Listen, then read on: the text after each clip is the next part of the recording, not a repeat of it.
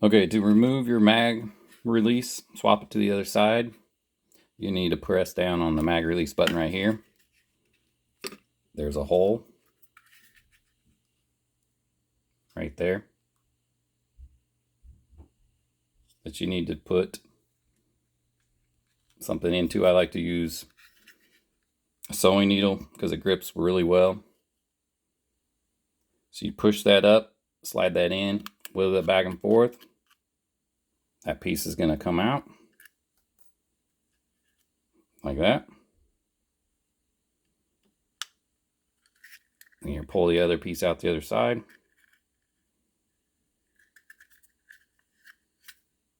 You got a spring right there, so if it gets lost like that, put it back in there just like that. Then you're going to turn it around.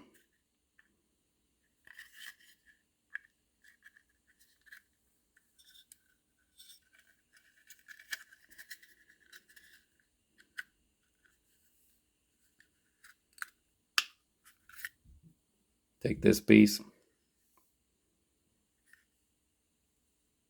You want to slide that in with the open. Point it up like that.